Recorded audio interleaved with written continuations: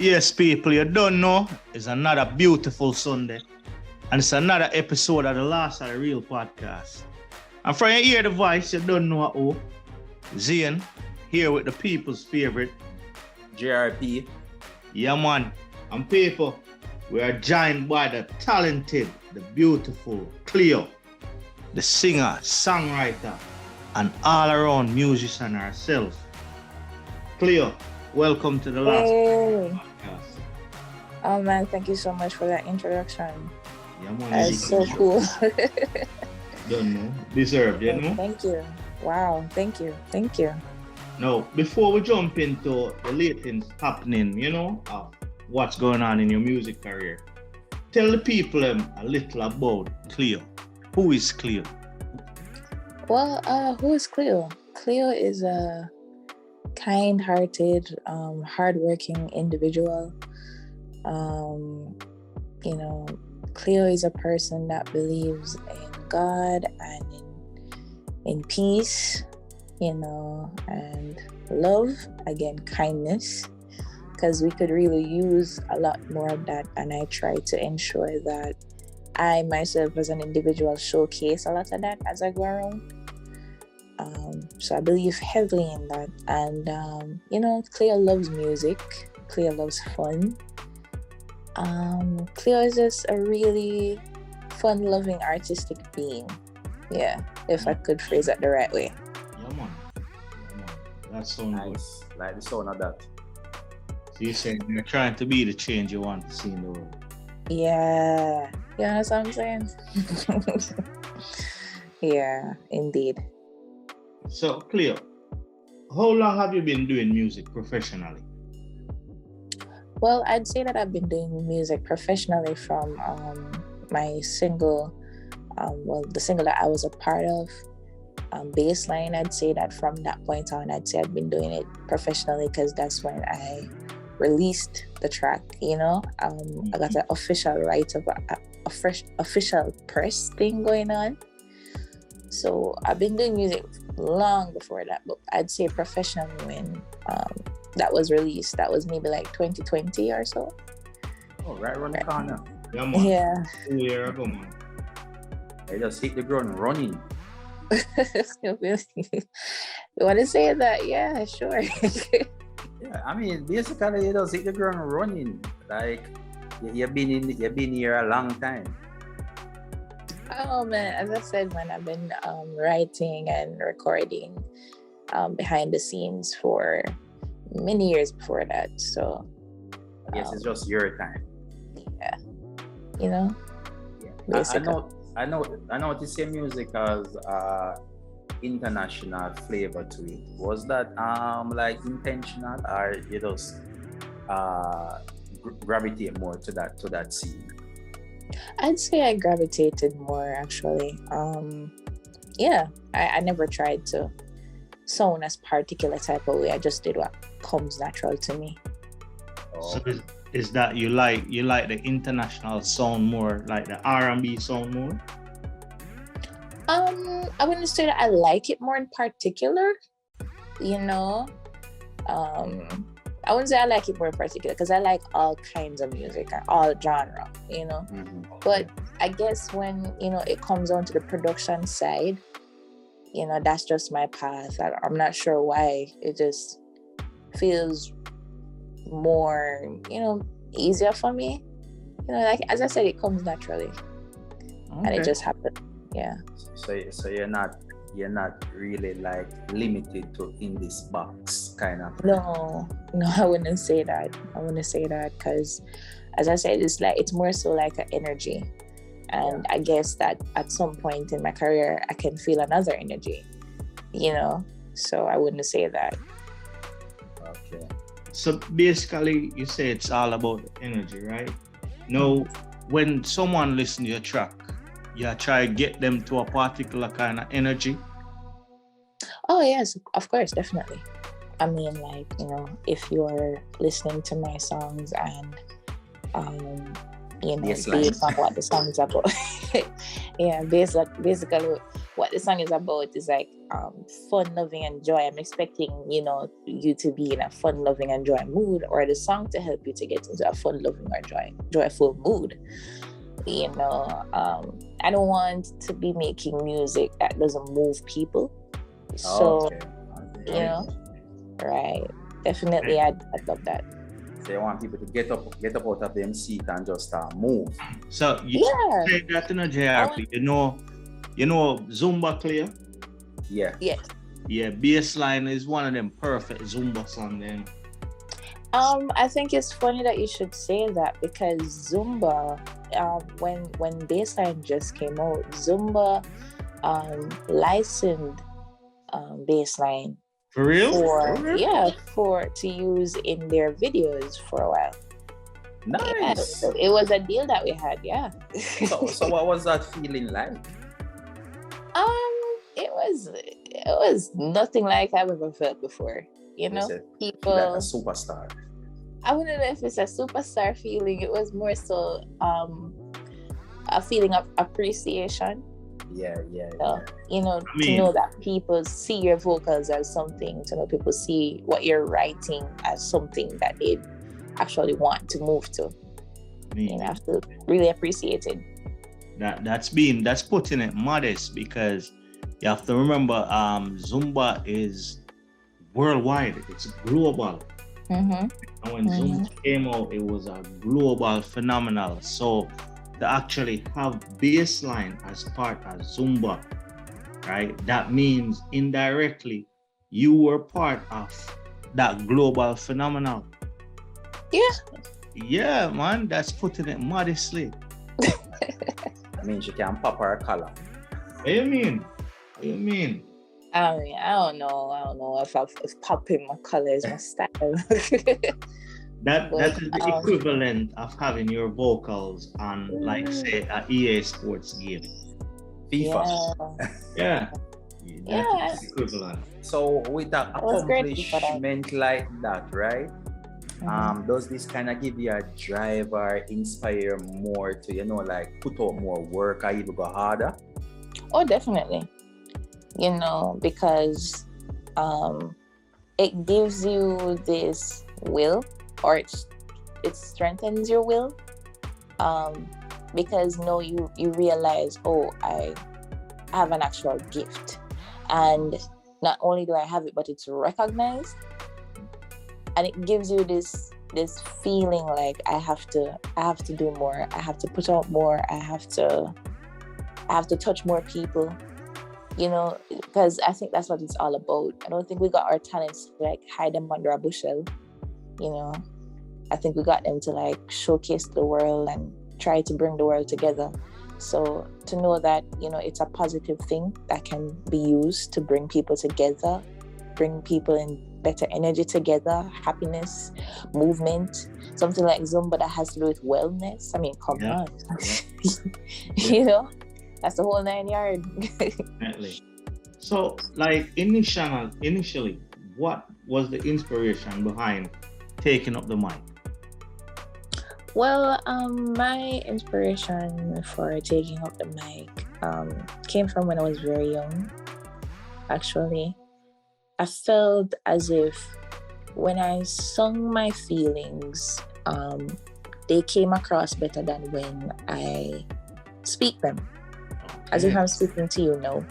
Yeah. And I realized that it was a big communication tool for me, you know, and from there on it just became a seed that planted and just became a plant and then a tree, you know, and the inspiration continues to grow to want to share with people how I feel, and not only to share with people how I feel, but to understand how people are feeling as well, because through music I can understand so much, you know. So you're saying it was easier to pour out all your emotions, whether it be anger, sadness, love, hate, in the form of music. Yeah. I mean, you can say so much in 4 minutes, you know? True. And do you feel like comfortable when you bring that energy out and you get that attention from the listeners? Of course. I feel so understood, you know, for what I'm trying to say, you know, because even though baseline is baseline, you know, it's a song that it's if you listen to my lyrics, I'm trying to say like, look, there's a part of you that you can liven up, you know, you don't have to be down right now, you know, jump on your baseline, you know what I mean, get in your vibe, because that part of you exists, you know. So from that perspective, yeah. It's funny it's funny that you said that too, you know, because recently I've realized that a lot of people suffer silently with you know, various levels of depression. Yeah. So it's I wonder you said that just by you releasing certain kinds of music, right, going through these various levels of depression, you can take up something like baseline and, you know, maybe inspire you just to get through that day. Yeah. As you know, it's just the small battles. We now look for the quick victory. It's one day at a time battles. Mm-hmm. So yeah. true. Yes. So true. That's indeed true. So, Kleeo, I'm pretty sure your fans would love to know, because you were on the radar with Baseline, Keep It Up, and those are pretty solid song for an up and coming artist, right? But then I wouldn't say you fall off the radar. I guess you kind of went low key. What was the reason for that? Well, you know, basically it's a drawback so that I can work on some stuff. Oh, strategically. Yeah. Yeah, I mean, she's here playing 3D chess. No. So your fans have nothing to worry about. No, I wouldn't say that. No, but do you regret not riding the wave of Baseline and taking a step back? Do I regret that? No, because then I know what's coming. You know, it has been a complete level of development for me in the time past. It had to happen. You know, things happen the way that they're supposed to happen. So no, I don't regret that.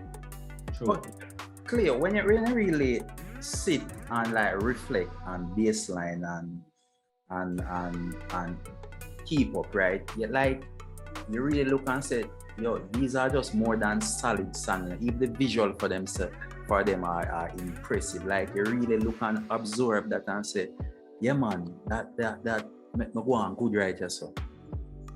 Oh yes, I do that because you have to know where you're coming from so that they can know that you have to go a higher level. Yeah. Where if improvement can be made as well. Right. So definitely I check my work like crazy. And I see where I did something that I was like, oh, okay, I'm not going to do that again, but I'll definitely do more of this. And then I'm going to start trying that to ensure that, you know, I give the right level of my work that I think I should be giving. No, you talk about the levels of your work that you want to be at. Stuck in the Middle, right? It's one of the latest tracks. Right. No, the production of that is amazing. You know, walk us through the production of that, if you don't mind. And sure. Is there any other new music in the pipeline? Okay, so the production of that song now was it was an up and down type of situation. It was a lot of studio dates, a lot of days in the studio trying to get the notes right, the wording right, the vibe right. Because it as you can see, it's like a different energy from the rest of songs. Yeah. And I just wanted to, you know, try my very best to put out something of that energy different from the rest of the songs I do and see how good I can be at it. So it was a lot of work, to be honest, to complete that song. To be honest, I'm a perfectionist. I'm still not sure it came out the way that I wanted it to. You see improvement to be made. Yeah, I see improvement. But yeah, there was a lot of work that went into that. A lot of studio dates. To to your next question, actually, though. Yeah. Yeah, definitely. I'm working on new stuff. Like I said, the process had to happen. It just had to happen. Because even the energy that I have towards music right now was created during the time of basically just taking time and just looking back and just sitting and watching the ride of the music and trying to figure out, okay, where do I feel myself? Where do I place myself? Because I don't want to be an artist that's just following the trends. Right. That is very important. You don't want to be a trend artist. No, I don't want that. I want to solidify myself. So to take time to do that, I have no issue doing that. No. Like I said, I am working on stuff, so it's no issue. No, you said you don't want to be a trend artist, right? Which I appreciate, because most of the trend is, here today, gone tomorrow. Yeah. However, not being a part of the trend, do you think it makes things a little bit more challenging for you? I want to make sure that I explain something clearly. Because you have artists that are out there that they decide and their careers thrive on the trend. No, I'm not saying that I have an issue with that any at all. Right. No, and I may find myself also in a position where I'm like, oh, this is trendy. I think I could come up with something on this and release it. Trend. Yeah, that's a possibility. But when I say I don't want to be like an artist like on the trend like that, I mean, like, I don't want to be an artist that's just doing something because it makes sense right in this time. Yeah. And then when this time is over, it's not solid. After doing all that work for, as a new artist, actually, I'm trying to create a brand that sticks. Longevity. Right. So a lot of work to me has to go into that. Yeah. But I notice you mentioned energy a lot, right? I'm going back to when you say you're writing material, right? Because I'm trying to visualize how studio time is. Like when you're in the studio doing this session, right? You have to be feeding off everyone's energy, stuff like that. And like me and Zane here, we just pretty much attack. I guess we could go in one studio, but our song would have lame. You have a group, you have a set of people over there, hype you and say yes, and you have feed off of their energy and stuff like that. To be honest, in studio, the less for me, the better. To be honest, because I don't know why, but like I'm like an energy sponge. I'll draw and pull from everybody, and sometimes that gets in the way. So it's not. I don't really want hypers around me. I more so want somebody in the studio around me that's like, I think that key was off a while ago. Yeah. I guess we couldn't spot the key. Our ears are not that well trained. None at all. So, what was it like working with the talented Dan Ray? Oh, very cool guy. Trust me, very talented and cool guy. Easy to work with as well. Easy to work with. Yeah. Big up Dan Ray every time. Yeah, man, he's a bad artist. We follow his work closely.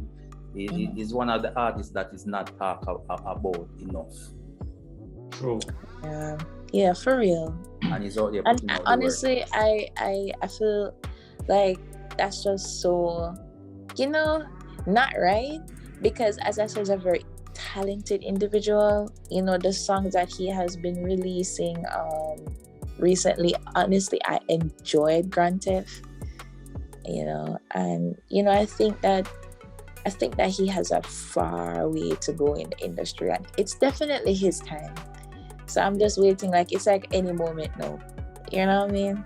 Yeah. Any moment. So any moment now. So like what? Any moment now. You have any EP coming up? Are you staying away from the EP? No, I'm not staying away from the EP. I'm working on the EP. I'm working on the EP. And the reason why I asked them, because I realized that most artists back here in Jamaica that does the whole reggae dance and stuff like that tend to shy away from the EP and just focus more on singles. Oh yeah. Yeah, them don't get too focused on the album start, I think. It's for the Spotify, you know, on the YouTube. But they're trying to get their they're trying to get their streams up. Streams up, yeah, definitely. Yeah, but as you mentioned, stream, you're not doing too bad yourself. Oh yeah. Up man. Yeah, she just said so humbly, because we have seen the numbers and we have said, wow, imagine when you start to push out more content. Listen, man, she was on Zumba. Nothing I go phase her now. No, while working on the EP, you plan to do any touring on the agenda? I hope so. Okay, that sounds like something for management. Yeah. Wonder if we can reach out to management and ask. Yeah, man. If you're touring our area, you know we have to turn out and support. Oh my! Thank you so much. Thank you so much for that. That's so cool. Yeah, so each one help one. So fun question before you cut out, because you might have studio time right now. Who is your favorite artist of all time, and which current artists are you listening to? Okay, favorite artist of all time. That one is Dead or alive? Yeah, Buju Banton. Gargamel. Can't change. You know, Till Shiloh Till I Pass On. Hey, that is one of the greatest albums, you know? Truly. Yeah. Everything on it is a hit. No. Yes. Come on, man. And you want to grow yourself right back, you know? Yeah. Not just saying that I don't enjoy other artists, you know, I enjoy a wider range of artists, a wider range of music, but you know, Till Shiloh, but with not just Till Shiloh, but any Buju Banton has a special place in my heart. Yeah. Okay. Yes. I don't know if it's the voice, I don't know. I think it's more so the lyrical content of the way that he brings his lyrics across. Trust me, man. Yeah, it has real soul. Yes, that's what I was about to say. And who am I listening to right now? I'm listening to Coffee. Yeah. Yeah. I mean, Coffee is pretty much living the dream. Yeah, man. While I'm here playing Grand Theft Auto, that's Coffee playing in the background in the game. I mean, I'm like, yep. She made it. I say, you know you're reaching. You know? Yeah, man. When you reach on the game, you made it. When you're reaching on the game, man, I hate that. Yeah, man. I was going into a supermarket the other day, and I was passing a sign, just to make an example of what you just said. I was passing a sign, and it was Shensia in the Boom. I think it was either Boom or Power, one of those energy drinks. Oh, okay. Yeah, and same as you're passing the sign, her music was playing on the radio, and I was like, that. So you know when you make it, you know. Yeah, man. You're on Billboard today, and the radio. Yeah, man. Real talk. Yeah, so for even Coffee, I'm happy for her, man. I enjoy her music. Yeah, I enjoy her music. I think she's onto something.